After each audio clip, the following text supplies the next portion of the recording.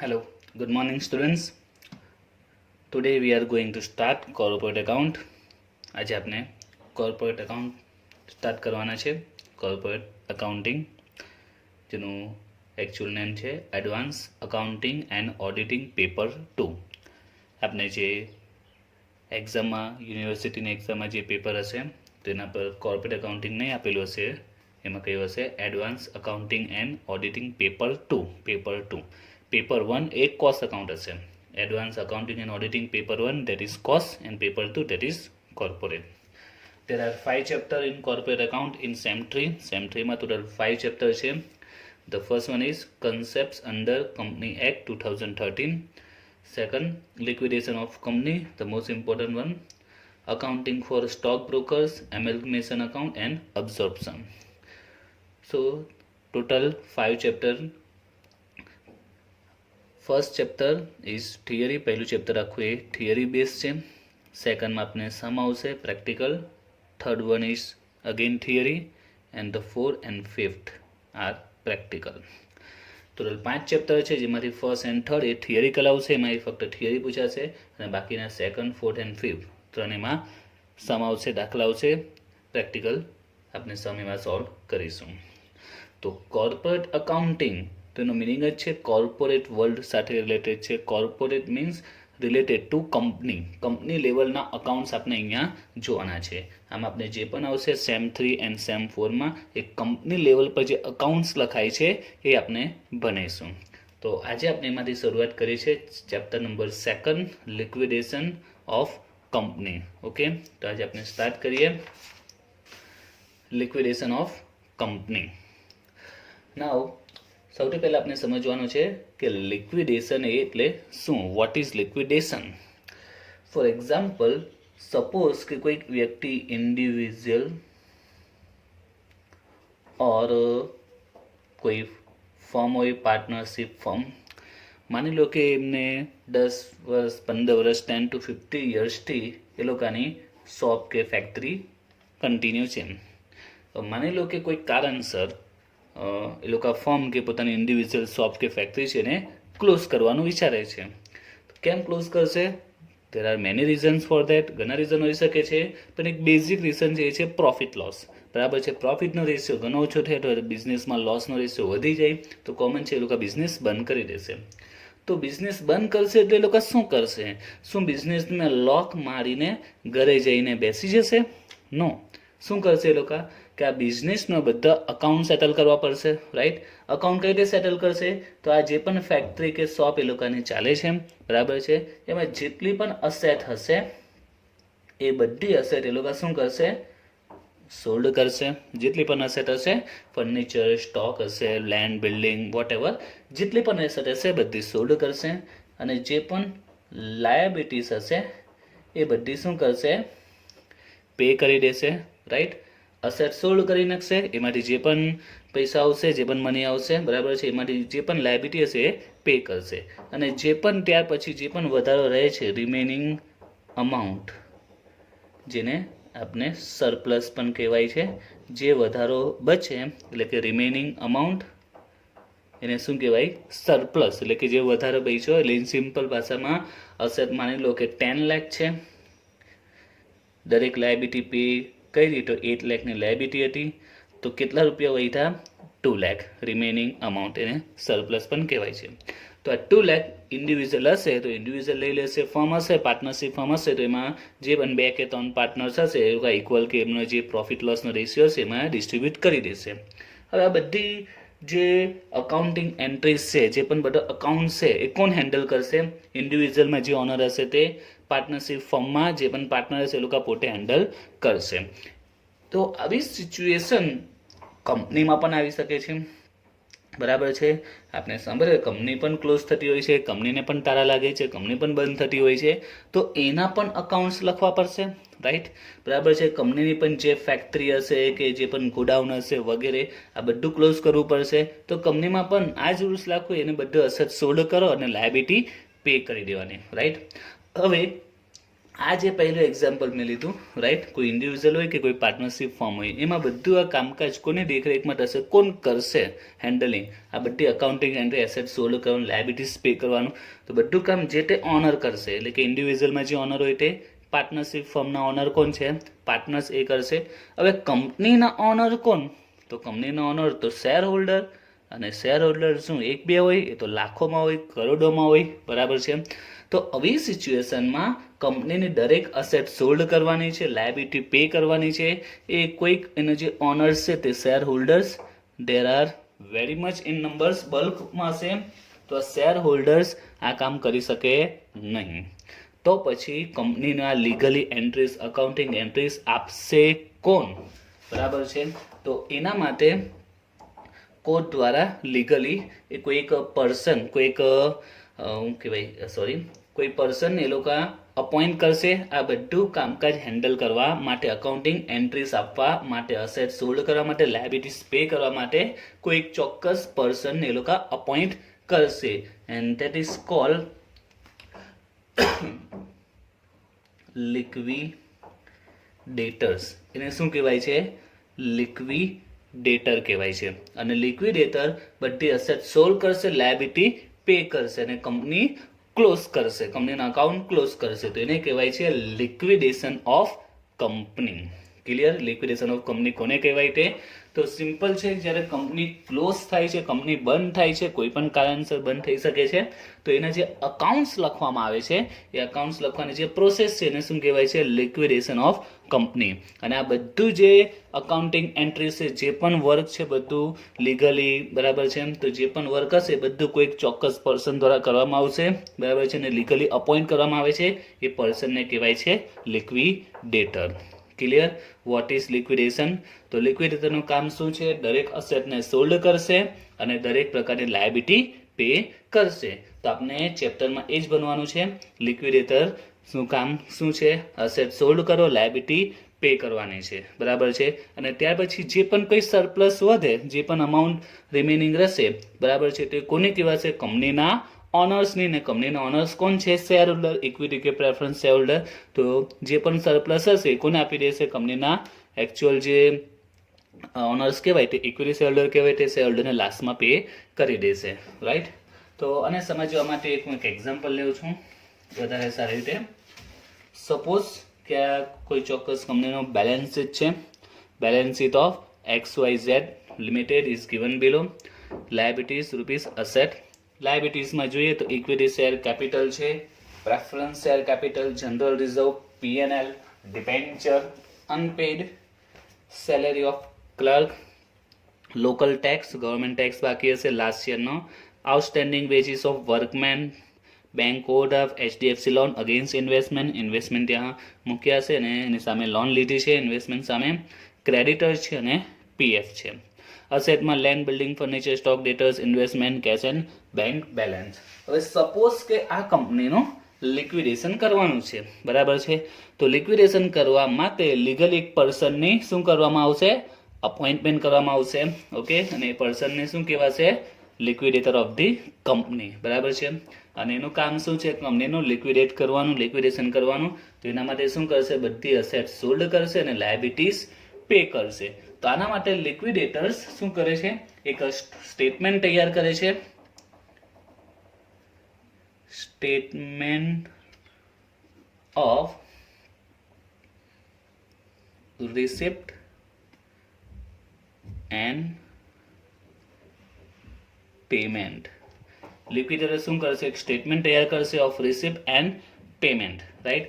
Receipt means જે income આવી તે, અને પેમેન્ટ એટલે જે પેનું પેમેન્ટ કરશે તે, બરાબર છે. તો આના માટેનો ફોર્મેટ કેવું, કે કેવી રીતે રિસિપ્ટ ને પેમેન્ટ્સનું બનાવશે તે, એનું ફોર્મેટ તો સિમ્પલ ફોર્મેટ છે.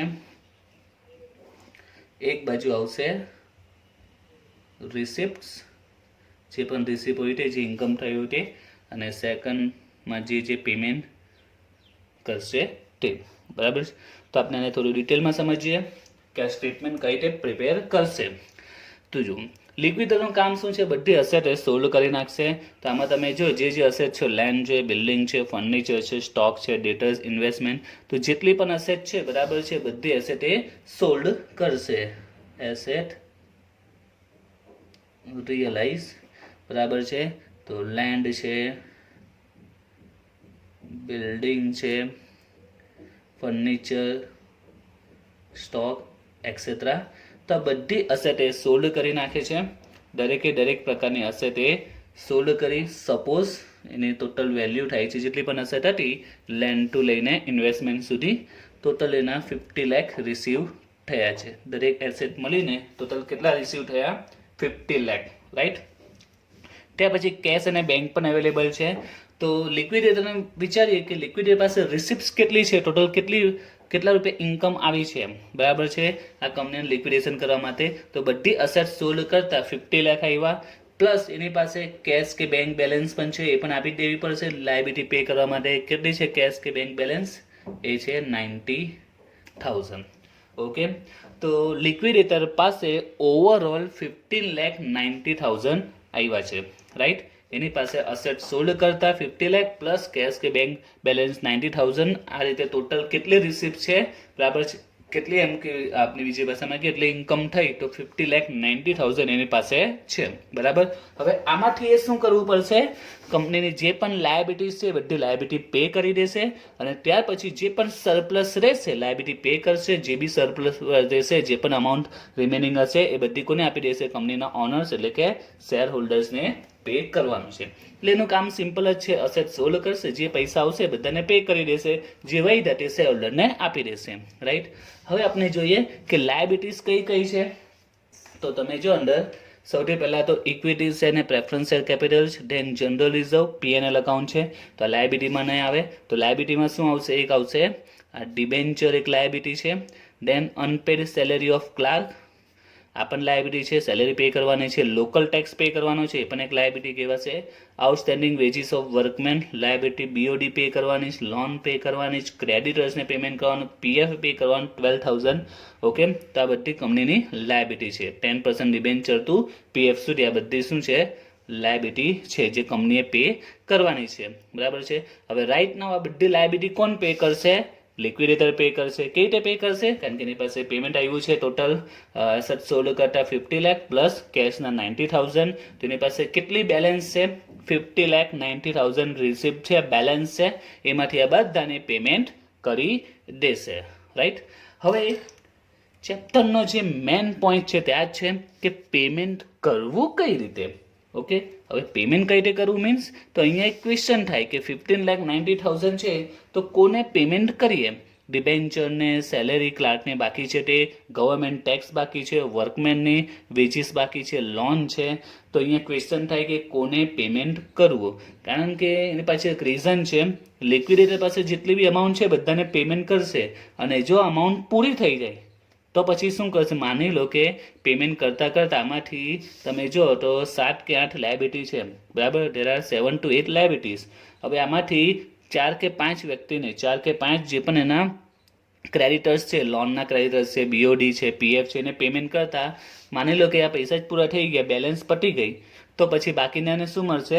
કંઈ નહીં મળશે. એ લોકોના પૈસા ડૂબી ગયા. આપણે સાંભળવામાં આવે છે કે કંપની બંધ થઈ જાય ને અમુક લોકોએ જે પૈસા ઇન્વેસ્ટ કરેલા હોય તે ડૂબી જતા હોય છે. તે આ જ રીતે કંપનીમાં પૈસા જ ન હોય તો માની લો કે અહીંયા અસેટના માની લો કે ઓનલી 1 લાખ આવ્યા છે એવું સપોઝ કરો, અને કેશ કે બેંક બેલેન્સ પણ 1 લાખ જ છે. તો લિક્વિડેટર પાસે કેટલા અવેલેબલ છે? 2 લાખ. અને તમે લાયબિલિટી જો, અને 150 અને 30, 8,000, 10,000, 20,000, આ 150, ક્રેડિટર 4,50,000 ને બેલેન્સ ઓનલી 2 લાખ. તો 2 લાખમાંથી બધાને પેમેન્ટ કઈ રીતે કરશે? તો અહીંયા પ્રોબ્લેમ ક્રિએટ થાય. જો કોઈ ડિબેન્ચરને પેમેન્ટ કરી દે તો વર્કર કહે કે અમારા પૈસા આપો, એ લોકો સ્ટ્રાઇક કરી દેશે, વિરોધ કરી દેશે, લોનવાળા એક્શન લેશે એની સામે, ક્રેડિટર એક્શન લઈ શકે. તો આવી સિચ્યુએશનમાં લિક્વિડેટરે કરવું શું, બરાબર છે. એ જ પ્રમાણે બીજો એક ક્વેશ્ચન થાય કે આ 50,90,000 અમાઉન્ટ વધારે પણ છે, ઓછી પણ હોઈ શકે છે. તો આવી સિચ્યુએશનમાં આ લોકોને પેમેન્ટ કરીએ કઈ રીતે? કારણ કે કોઈ એકને પેમેન્ટ કરે તો બીજો એનો આર્ગ્યુમેન્ટ કરશે, બીજાને કરે તો ત્રીજો આર્ગ્યુમેન્ટ કરી શકે છે. તો લિક્વિડેટર આ કામમાં ફસાઈ જાય તો પછી કરવું શું? તો આના માટે કંપની એક્ટમાં આનો પણ રૂલ્સ બનાવ્યો છે કે લિક્વિડેટરે કઈ રીતે પેમેન્ટ કરવું. 1 by 1 બધાને પેમેન્ટ કરશે, રાઈટ. તો એના માટે તમારે લિક્વિડેટરનું જે સ્ટેટમેન્ટ છે એનો પ્રોફોર્મ એનો નમૂનો જોવો પડશે કે કઈ રીતે પેમેન્ટ થાય છે. રિસિપ્ટમાં તો બેઝિક પોઈન્ટ આવી ગયા છે, પણ પેમેન્ટ કઈ રીતે કરવું, આમાંથી કોને પેમેન્ટ કરવું એ સમજવાનું છે, જે આજે હું ડિટેલમાં સમજાવીશ. અને ચેપ્ટરનું મેઇન પાર્ટ આ જ છે. જો તમને આ પેમેન્ટનો કન્સેપ્ટ ક્લિયર થઈ જાય, રાઈટ, તો એમ સમજો તમારું 50% ચેપ્ટર ક્લિયર થઈ ગયું. પેમેન્ટનો કન્સેપ્ટ જો ક્લિયર હશે તો 50% 50% તમારું ચેપ્ટર ક્લિયર થઈ ગયું. બાકીનું 50%ના જે ટ્વિસ્ટ પોઈન્ટ આવશે તે તમારે સમજવાના રહેશે. 50 to 70% સુધી તમારું ચેપ્ટર આવડી ગયું જો આ પેમેન્ટનો કન્સેપ્ટ સારી રીતે ક્લિયર થઈ જાય તો. એક્ઝામમાં જે તમારો પેમેન્ટનો કન્સેપ્ટ ક્લિયર હશે ને, એક્ઝામમાં માની લો કે 12 માર્ક્સનો પણ દાખલો પૂછાય અને ખાલી જો તમને પેમેન્ટનો કન્સેપ્ટ પણ આજે જો ક્લિયર થઈ ગયો, બરાબર છે, 2 કે 3 વિડીયોમાં આપણે પેમેન્ટનો ટોટલી કન્સેપ્ટ ક્લિયર કરીશું, તો આ 12માંથી મિનિમમ તમારા 6 to 8 marks confirm, 12 માર્ક્સના સમમાં 6 to 8 confirm આવી જશે જો આ પેમેન્ટનો જે કન્સેપ્ટ છે એ સારામાં સારી ક્લિયર હશે તો. બાકીના જે 4 to 6 માર્ક્સ છે તે માટે અધર જે કેલ્ક્યુલેશન છે એના પર ડિપેન્ડ કરે છે. તો કયું તે રીતે તમારે લિક્વિડેટરનું સ્ટેટમેન્ટ સમજવાનું છે, રિસિપ્ટ ને પેમેન્ટ વાળું. તો એનું જે ફોર્મેટ છે તે આપણે જોઈએ. Liquidators final statement of receipt and payment. તો તમારે આ ફોર્મેટ યાદ રાખવાનું છે, liquidators final statement of receipt and payment. Okay, તો રિસિપ્ટમાં શું આવશે તમને સમજાવ્યું તે રીતે, કેશ ઓબ્લિક બેંક બેલેન્સ, ત્યાર પછી જે પણ અસેટ રિયલાઇઝ થાય છે તે. એ સિવાય બીજું પણ છે સરપ્લસ ફ્રોમ સિક્યોર ક્રેડિટર, એ હું પછી સમજાવીશ, એનો કન્સેપ્ટ ક્લિયર થઈ જશે પછીથી. ઓકે, અત્યારે આપણે ફોકસ કરવાનું છે પેમેન્ટ પર. તો પેમેન્ટમાં અલગ અલગ પેમેન્ટ આપેલા છે, અલગ અલગ હેડિંગ સાથે, તો તમારે દરેક હેડિંગને સમજવાના છે. તો સૌથી પહેલું પેમેન્ટ કોને થાય? સિક્યોર્ડ ક્રેડિટરને. એટલે કે લિક્વિડેટર પાસે આપણે જે સમમાં જોઈએ તો એની પાસે 15,90,000 રિસીવ થયા છે.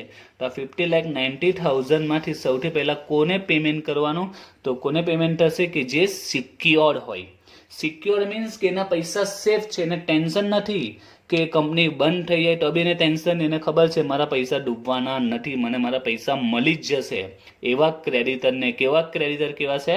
Secure creditor, which are safe, who are safe, જેને ખબર જ છે કે મારા પૈસાને કંઈ થવાનું નથી, મને મારા પૈસા તો મળી જ જશે, કંપની ચાલે કે ન ચાલે, કંપની ચાલે કે બંધ થઈ જાય, મને મારા પૈસા મળી જ જશે. એવા ક્રેડિટરને કહેવાય સિક્યોર્ડ ક્રેડિટર.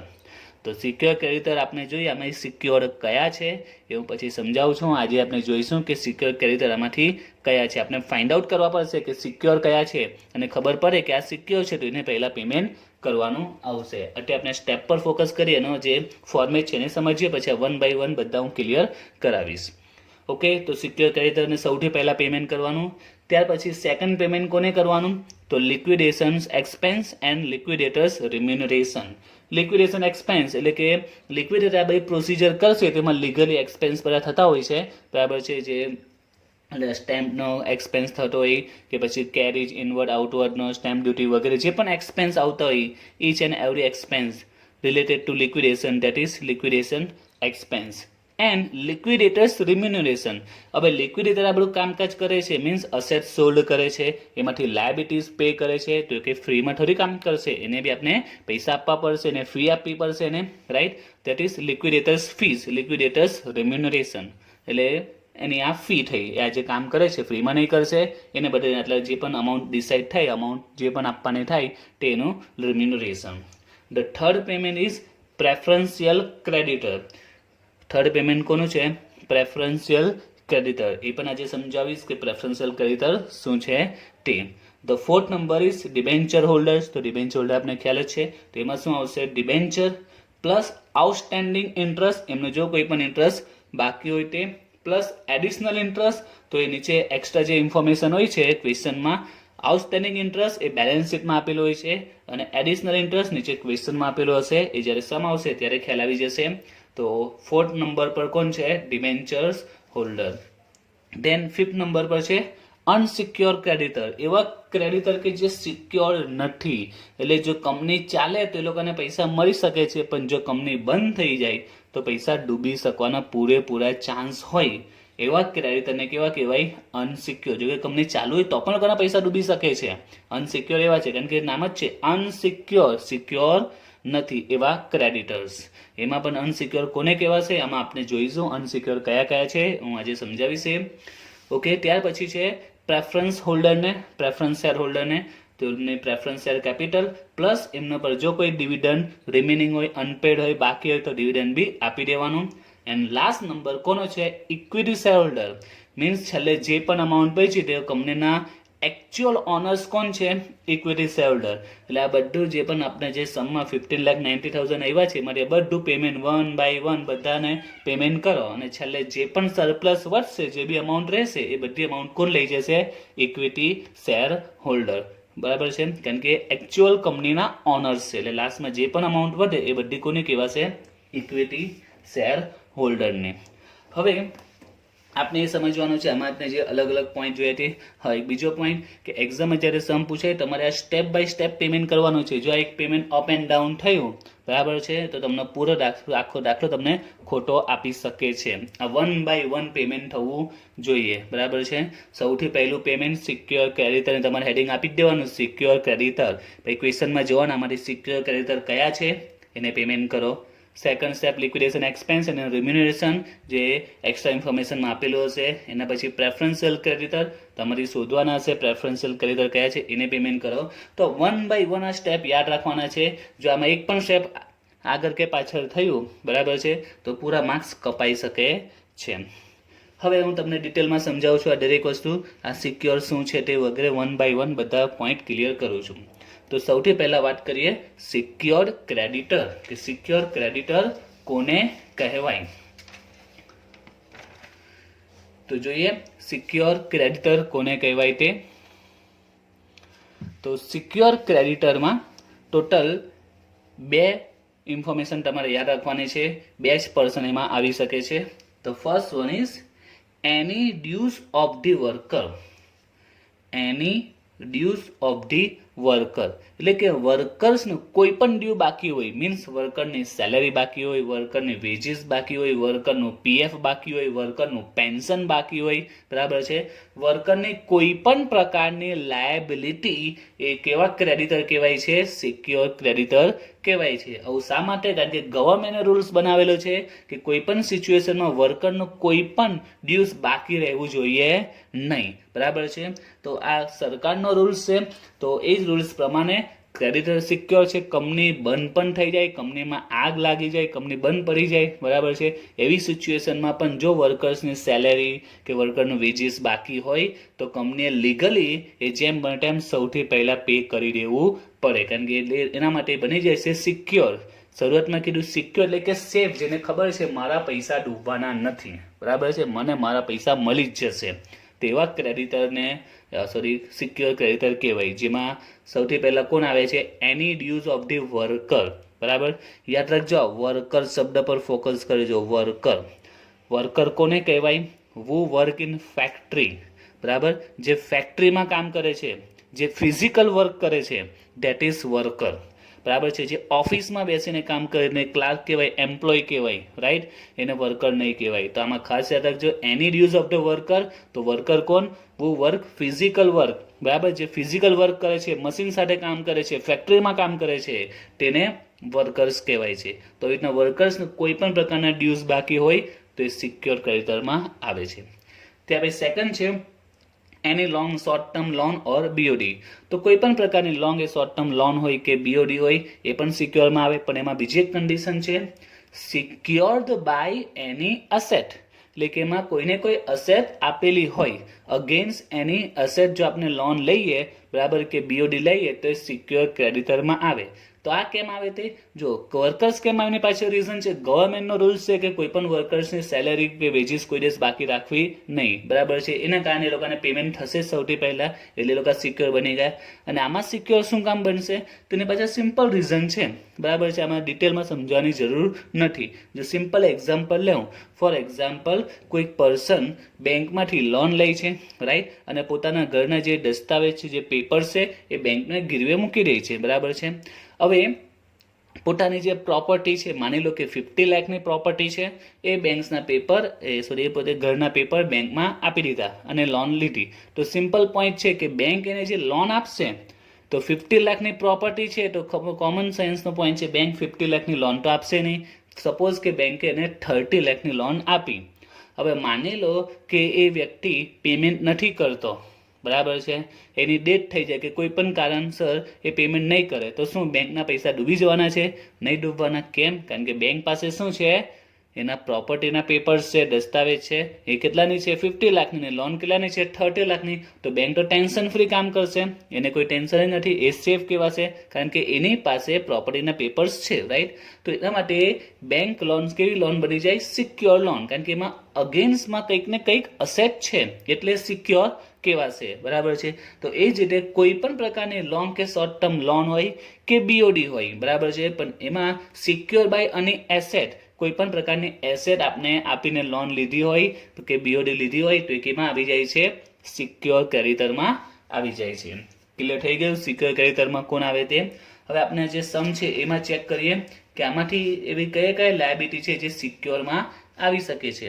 તો આમાંથી આપણે જોઈએ એવી કઈ લાયબિલિટી છે કે જે સિક્યોર ક્રેડિટર્સમાં આવી શકે છે. તો વન બાય વન ચેક કરીએ. સૌથી પહેલાં આપણે જોઈ લો તો ડિબેન્ચર, તો ડિબેન્ચર એમાં નહીં આવી શકે. અનપેડ સેલેરી ઓફ ક્લાર્ક, તો આ શું છે? સેલેરી બાકી છે. કોની બાકી છે? ક્લાર્કની બાકી છે. મેં અહીંયા કન્સેપ્ટ ક્લિયર કર્યો છે. વર્કર એટલે જે ફેક્ટરીમાં ફિઝિકલી વર્ક કરતા હોય એને વર્કર કહેવાય. ક્લાર્ક છે ફેક્ટરીમાં કામ કરતો નથી, ઓફિસ વર્ક કરે છે, એટલે ક્લાર્ક આમાં નહીં આવે. લોકલ ટેક્સ, તો લોકલ ટેક્સ પર નહીં આવી શકે. આઉટસ્ટેન્ડિંગ વેજીસ ઓફ વર્કમેન, તો આના પરથી ખબર પડી જવી જોઈએ. વર્કમેન એટલે ક્યાં કામ કરતો હશે? ફેક્ટરીમાં કામ કરતો હશે અને વેજીસ બાકી છે, તો વર્કરની કોઈ પણ ડ્યુઝ હોય ધેટ ઇઝ સિક્યોર ક્રેડિટર. તો સિક્યોર ક્રેડિટરમાં સૌથી પહેલા શું આવશે આમાંથી? તો એ આવશે આઉટસ્ટેન્ડિંગ વેજીસ ઓફ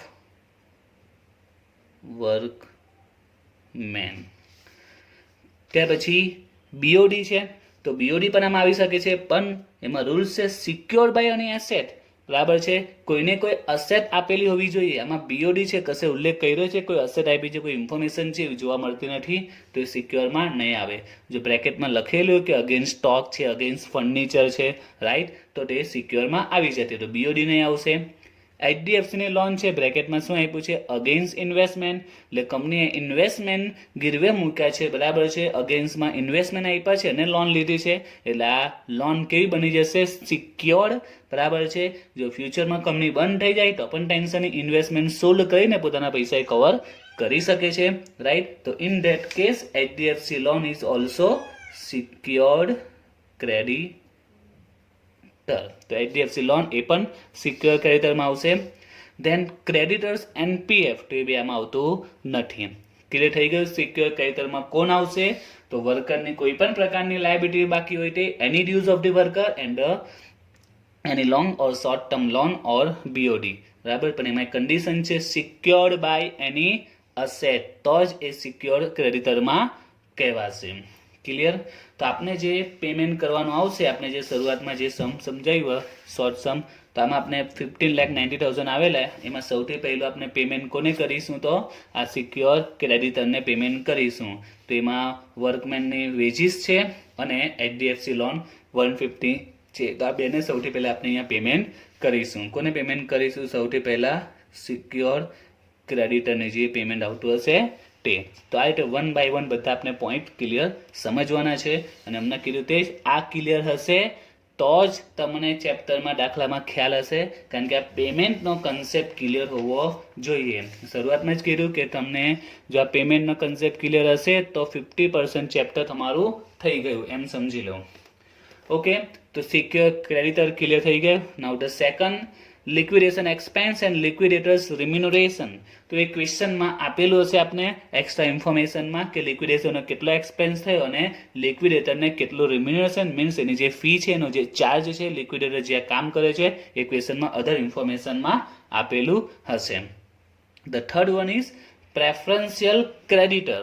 તો હવે સમજીએ કે પ્રેફરન્શિયલ ક્રેડિટર કોને કહેવાય. જે રીતે સિક્યોરમાં મેં સમજાયું એ જ રીતે આપણે જોઈએ કે પ્રેફરન્શિયલ ક્રેડિટર કોને કોને આવે છે, કોને પ્રેફરન્શિયલ ક્રેડિટર કહેવાય છે. તો પ્રેફરન્શિયલ ક્રેડિટરમાં ટોટલ 5 પ્રકારના ક્રેડિટર ઇન્ક્લુડેડ છે. તો જોઈએ કયા કયા ક્રેડિટર એમાં ઇન્ક્લુડેડ આવશે. The first one is amount payable to government. ગવર્મેન્ટને કોઈ પણ પ્રકારને અમાઉન્ટ બાકી હોય, મોસ્ટ ઓફ એ હશે ટેક્સ. મોટાભાગે કંપની ગવર્મેન્ટને મોસ્ટ ઓફ ટેક્સને જ પેમેન્ટ કરવાનું હોય છે, રાઈટ. તો ઇન્સ્યોરાનો મિનિંગ શું થાય? ગવર્મેન્ટ ટેક્સ, બરાબર. પણ એમાં પણ મિનિંગ છે, રૂલ્સ છે લાસ્ટ 12 મંથ્સ, કે લાસ્ટ 12 મંથ્સના જો ગવર્મેન્ટ કોઈ પણ ટેક્સીસ બાકી હોય દેટ ઇઝ પ્રેફરન્શિયલ ક્રેડિટર કહેવાશે. તો પ્રેફરન્શિયલ ક્રેડિટરમાં એની ગવર્મેન્ટ લાયબિલિટીઝ, બરાબર છે, જેમાં મોટાભાગે ટેક્સ જ આવશે, મીન્સ ગવર્મેન્ટ ટેક્સ. પણ એ કયા? લાસ્ટ 12 મંથના. 2 યર્સના 3 યર્સના બાકી હોય તો એમાં જે લાસ્ટ 12 મંથના મીન્સ લાસ્ટ યરના જે રિમેનિંગ હોય તે લાયબિલિટી કેમાં ચાલી જાય છે? પ્રેફરન્શિયલ ક્રેડિટરમાં. Second is salary of an employee. એમ્પ્લોયની સેલેરી જો ઉપર પણ હતી, વર્કર હતા, બરાબર. વર્કરને એમ્પ્લોઈઝ ડિફરન્સ સમજાવી દીધો છે. વર્કર જે ફિઝિકલી વર્ક કરે, ફેક્ટરીમાં વર્ક કરે, એમ્પ્લોય જે મેન્ટલી વર્ક કરતો હોય, જે ઓફિસમાં વર્ક કરતો હોય કે ફિલ્ડ વર્ક કરતો હોય છે, રાઈટ, ધેટ ઇઝ એમ્પ્લોય. તો salary of an employee preferential creditor. પણ જો સેલેરી ઓફ વર્કર કહી તો એ સિક્યોર ક્રેડિટર બની જાય. એટલે ખાસ યાદ રાખજો આ વર્કર અને એમ્પ્લોય, રાઈટ. હવે એમાં બીજો એક રૂલ્સ છે 4 months or actual or 20,000 whichever is less, બરાબર છે. તે હું પછી સમજાવીશ, આના વિશે ડિટેલમાં સમજાવીશ. The third one is accrued holiday remuneration to employee. તો એમ્પ્લોયને એમને જે પણ હોલિડે છે એનું જે રેમ્યુનરેશન મીન્સ એમની જે સેલેરી બાકી હોય હોલિડેની એ બધી કેમાં આવી જાય છે? પ્રેફરન્શિયલ ક્રેડિટરમાં. અક્રુ હોલિડે રેમ્યુનરેશન. રેમ્યુનરેશન મીન્સ કે એમનું જે સેલેરી, એમનો જે પગાર બાકી હશે હોલિડેનો, બરાબર છે, જો ચૂકવવાનો બાકી હશે તો એ પ્રેફરન્શિયલ ક્રેડિટરમાં ઇન્ક્લુડેડ છે. Fourth one is contribution to employee state insurance.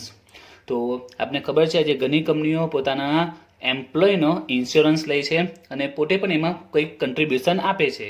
તો જો કંઈક કન્ટ્રીબ્યુશન બાકી હોય એમ્પ્લોયના ઇન્સ્યોરન્સનું તો એ પણ પ્રેફરન્શિયલ ક્રેડિટરમાં આવશે. પણ એમાં પણ યાદ રાખવાનું છે ફર્સ્ટ ગવર્મેન્ટ ટેક્સનો રૂલ છે લાસ્ટ 12 મંથ, આમાં પણ last 12 month. And fifth provident fund કે પેન્શન કે પછી ગ્રેજ્યુટી. નાવ ગ્રેજ્યુટી આપણા માટે તમારા માટે નવો પોઈન્ટ છે કે વોટ ઇઝ ગ્રેજ્યુટી. તો ગ્રેજ્યુટી વિશે ડિટેલમાં આપણે સેમ 4માં જોઈશું, ટેક્સેશનમાં આવશે, ગ્રેજ્યુટીના સમ આવશે. અત્યારે શોર્ટમાં કહી દઉં, gratuity means what is gratuity. તો કોઈ પણ વર્કર્સ કંપની માટે જે પણ 10 years 15 years 25 years જે પણ સર્વિસ આપી છે કંપનીને, બરાબર છે, તો એના વળતર સ્વરૂપે કંપની એના રિટાયરમેન્ટના ટાઈમ પર એને અમુક અમાઉન્ટ આપે છે, બરાબર છે, એની સર્વિસ બદલ. That amounts called gratuity. Clear? તો સિમ્પલ પોઈન્ટ કે કોઈ પણ વર્કર્સે કંપનીમાં માની લો કે 25 years કામ કર્યું, બરાબર છે, 25 years કંપનીને પોતાની સેવા આપી, સર્વિસ આપી, તો એ બદલ જ્યારે 25 years પછી રિટાયર થશે તો કંપની એને એક અમુક ચોક્કસ અમાઉન્ટ આપશે, બરાબર છે. જે રીતે આપણે એને બોનસ મળશે હોય, પીએફના પૈસા મળતા હોય, એ જ રીતે બીજી એક્સ્ટ્રા અમાઉન્ટ આપતા હોય છે. એ અમાઉન્ટને શું કહેવાય છે? ગ્રેજ્યુટી. એના કામ બદલ, જે સારું કામ કર્યું, આટલા વર્ષ સુધી કંપનીનો સાથ આપ્યો, એ બદલ કંપની એને અમુક અમાઉન્ટ આપે છે, જેને ગ્રેજ્યુટી કહેવાય છે, જે રિટાયરમેન્ટના ટાઈમ પર મળતી હોય છે. ઓકે, તો પીએફ, પેન્શન, ગ્રેજ્યુટી, આમાં પણ યાદ રાખજો આ બધું વર્કર એમ્પ્લોય રિલેટેડ છે. પીએફ એમ્પ્લોયનું હોય, પેન્શન એમ્પ્લોયનું હોય, ગ્રેજ્યુટી એ પણ એમ્પ્લોયનું હોય. એટલે કે આ બધું કોના માટે છે? એમ્પ્લોય માટે. જો ક્વેશ્ચનમાં એવું કહે કે પીએફ છે, ક્વેશ્ચનમાં ફક્ત એટલું આપેલું બેલેન્સ શીટમાં કે પીએફ, પેન્શન કે ગ્રેજ્યુટી બાકી છે તો એ પ્રેફરન્શિયલ ક્રેડિટર કહેવાશે. પણ જેવું લખેલી કે વર્કર્સ પીએફ, વર્કર શબ્દ આવ્યો, દેટ ઇઝ સિક્યોર. એવું કે worker pension, worker gratuity, that's become secure creditor. તો ખાસ યાદ રાખજો, વર્કર અને એમ્પ્લોયનું, વર્કરને કંઈ પણ લાયબિલિટી હોય બધી સિક્યોરમાં જશે અને એમ્પ્લોયની કોઈ પણ લાયબિલિટી એ પ્રેફરન્શિયલમાં આવશે. ક્લિયર? ફક્ત પીએફ કે ક્વેશ્ચનમાં ફક્ત પીએફ તો પ્રેફરન્શિયલ જ કહેવાય. ક્વેશ્ચનમાં એમ્પ્લોય ઉલ્લેખ નહીં કરેલો, ક્વેશ્ચનમાં ફક્ત શું આપેલું છે? પીએફ હોય કે પેન્શન હોય કે gratuity, that is preferential creditor. But there were workers PF, worker pension, worker gratuity, that it's become secure creditor. Okay, હવે આપણે જે ક્વેશ્ચન છે એમાં આપણે જોઈએ કે એમાં આપણે પ્રેફરન્શિયલ ક્રેડિટર કયા કયા બનશે આ રૂલ્સ પ્રમાણે. તો એ રૂલ્સ પ્રમાણે તમે જો તો ફર્સ્ટ ઓફ ઓલ ડિબેન્ચર છે, then unpaid salary of clerk. Clerk આવ્યો છે, ક્લર્ક ઓફિસમાં જ કામ કરે છે, તો અહીંયા એમ્પ્લોય હોય કે ક્લર્ક હોય બંને એક જ સમાન ગણવામાં આવે છે. એમ્પ્લોય કે ક્લર્ક બંને એક જ ગણવામાં આવે છે. એટલે અહીંયા અનપેડ સેલેરી ઓફ ક્લર્ક, ક્લર્કની સેલેરી બાકી છે, તો એ શું બની જશે? સેલેરી ઓફ એમ્પ્લોય ક્લર્ક છે, તો એ પ્રેફરન્શિયલ ક્રેડિટરમાં આવશે. Salary of clerk that is preferential creditor. ત્યાર પછી બીજું જોઈએ local tax. Last year tax બાકી છે પણ લાસ્ટ યરનો બાકી છે, તો amount payable to government last 12 month. તો આમાં બી કન્ડિશન ફૂલફિલ થાય છે. કોઈ પણ ગવર્મેન્ટને અમાઉન્ટ પે કરવાની હોય જે ટેક્સની જ હોય છે ને લાસ્ટ યરની છે, તો લાસ્ટ 12 મંથ એટલે કે લાસ્ટ યર થયું, તો આ પણ પ્રેફરન્શિયલ ક્રેડિટરમાં આવશે. Ten outstanding wages of workmen, એ તો ઓલરેડી આવી ગઈ છે. ઓકે, તો આપણે આવી ગઈ છે એને કરી નાખીએ આ, અને HDFCની લોન. ઓકે, આ બે લાયબિલિટી ઓલરેડી આવી ગઈ છે, પે થઈ ગઈ છે સિક્યોર ક્રેડિટરમાં. ધેન BOD, તો આમાં તમે જો કશે BODનો ઉલ્લેખ થયો છે નથી, તો BOD પ્રેફરન્શિયલમાં નહીં આવશે. એના પછી જો તો ક્રેડિટર, આમાં કશે ક્રેડિટર આપેલા છે, પ્રેફરન્શિયલમાં ક્રેડિટર પણ નહીં આવે. એના પછી PF, તો PF આવશે, PF આપેલું તો એ પ્રેફરન્શિયલ ક્રેડિટરમાં આવશે. તો બીજું આવશે PF, બરાબર છે. તો PF આવી ગયું, unpaid salary of clerk and local tax. Okay, તો આમાંથી અલગ અલગ લાયબિલિટીને આપણે ડિવાઈડ કરી સિક્યોર ક્રેડિટર અને પ્રેફરન્શિયલ ક્રેડિટરમાં. ઓકે, તો પ્રેફરન્શિયલ ક્રેડિટરમાં 5 લાયબિલિટી આવશે, એ આપણે યાદ રાખવાની છે. હવે આગળ આપણે જોઈએ સ્ટેપમાં કે બીજી કઈ સ્ટેપમાં. સૌથી પહેલાં આપણે સિક્યોર આવી ગયું, પ્રેફરન્શિયલ આવી ગયું. હવે આના પછી કોને પેમેન્ટ કરીશું તે. તો નેક્સ્ટ પેમેન્ટ હવે કોને થશે? તો એ થશે ડિબેન્ચર હોલ્ડર્સને. ફર્સ્ટ 3 પેમેન્ટ થઈ ગયા. સિક્યોર આપણે જોયા, લિક્વિડેશન એક્સપેન્સ અને રિમ્યુનેશન ક્વેશ્ચનમાં આપેલું હશે. પ્રેફરન્શિયલ ક્રેડિટર કોને કહેવાય તે જોયું. ત્યાર પછી નેક્સ્ટ કોણ આવશે? ડિબેન્ચર હોલ્ડર્સ પ્લસ એમનું જે ઇન્ટરેસ્ટ હોય તે. તો આપણે જો ક્વેશ્ચનમાં ડિબેન્ચર હોલ્ડર્સ આપેલા છે 10% ડિબેન્ચર, તો 10% ડિબેન્ચરની લાયબિલિટી આવી ગઈ, જે આમાં આવશે. ઓકે, ડિબેન્ચરમાં કંઈ ખાસ આવશે નહીં, એમાં ક્વેશ્ચનમાં આપેલું હશે, એમાં વધારે ડિટેલમાં આપણે આવવાનું નથી. Fifth one unsecure creditor. તો અનસિક્યોર ક્રેડિટર કોને કહેવાય? તો એના માટે તમારે કઈ વસ્તુ યાદ રાખવાની છે? તો તમારે કંઈ જ નથી યાદ રાખવાનું. તો હવે જે લાયબિલિટી બની છે બધી કેવી કહેવાશે? અનસિક્યોર. તમે આમાં જો કઈ કઈ લાયબિલિટી બાકી છે બધી શું બની જશે? અનસિક્યોર લાયબિલિટી બની જશે. તો કઈ કઈ બાકી તે જુઓ. તો ડિબેન્ચરને અહીંયા પેમેન્ટ થઈ ગયું, unpaid salary of clerk, local tax, workmen veggies, BOD બાકી છે, તો BOD કેમાં આવી જશે? અનસિક્યોર ક્રેડિટરમાં આવી જશે. HDFCની લોન આવી ગઈ. ક્રેડિટર બાકી છે તો એ પણ કેમાં આવી જશે? અનસિક્યોર ક્રેડિટરમાં. અને PF એ પ્રેફરન્શિયલમાં આવી ગયા છે. તો અનસિક્યોર ક્રેડિટર સૌથી ઇઝી. તમે 1 by 1 જે પેમેન્ટ કરશો સિક્યોરમાં અને પ્રેફરન્શિયલ ક્રેડિટરમાં બધા ડિવાઈડ થઈ ગયા. ડિબેન્ચરની પેમેન્ટ થઈ ગયું. હવે ત્યાર પછી જે પણ ક્રેડિટર્સ બાકી રહી, જે પણ લાયબિલિટીઝ બાકી રહી, એની લાયબિલિટી બરાબર છે એ બધી કેમાં આવી જશે? અનસિક્યોર ક્રેડિટરમાં આવી જશે. ક્લિયર? હવે કોને પેમેન્ટ કરવાનું? તો પ્રેફરન્સ હોલ્ડર. તો આપણે પ્રેફરન્સ હોલ્ડર આપેલા છે બરાબર, એમની કેપિટલ છે 2 લાખ, પ્લસ જો એને ડિવિડન્ડ કંઈ બાકી હોય તો અધર ઇન્ફોર્મેશનમાં ક્વેશ્ચનમાં આપેલું હશે તો આપણે પે કરી દેવાનું. અને લાસ્ટમાં જે અમાઉન્ટ સરપ્લસ વધે એ બધું કોને આપી દેવાનું? ઇક્વિટી શેર હોલ્ડરને. તો ક્વેશ્ચનમાં જે પેમેન્ટમાં તમારે એક તો પહેલું શું યાદ રાખવાનું છે? આ 1 by 1 સ્ટેપ યાદ રાખવાના છે. 1 by 1 જ પેમેન્ટ કરવાનું છે. એમ સમજો કે આ લોકો લાઇનસર પેમેન્ટ લેવા માટે ઊભા છે, એટલે જે પહેલાં ઊભું છે સૌથી પહેલાં આપણે એને પેમેન્ટ કરવાનું છે. એ પ્રમાણે 1 by 1 બધાને પેમેન્ટ આપણે કરવાનું છે.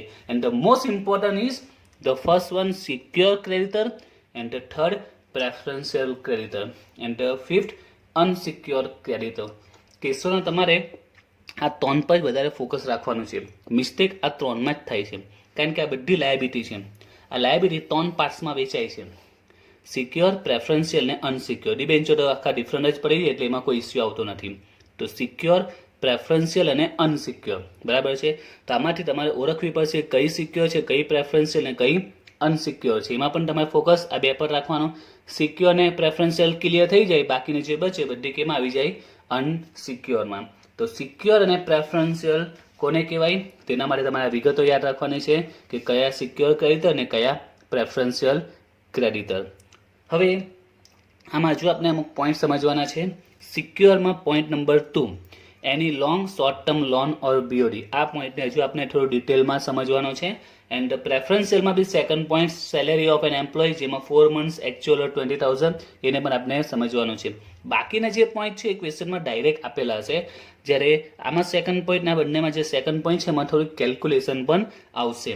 બરાબર છે. તમે જે ફોર્મેટમાં જો તો ફોર્મેટમાં બધા પોઈન્ટ તમે સમજાવ્યા, એક પણ હજુ બાકી છે, સરપ્લસ ફ્રોમ સિક્યોર ક્રેડિટર. બરાબર છે.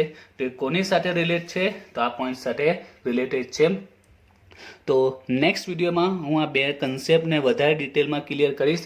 એક્ઝામમાં તમારે સિક્યોર અને પ્રેફરન્શિયલ ક્રેડિટર આ બેનો કન્સેપ્ટ સારામાં સારી રીતે ક્લિયર હોવો જોઈએ. એમાં દરેક વિગતનો કન્સેપ્ટ ક્લિયર હોવો જોઈએ.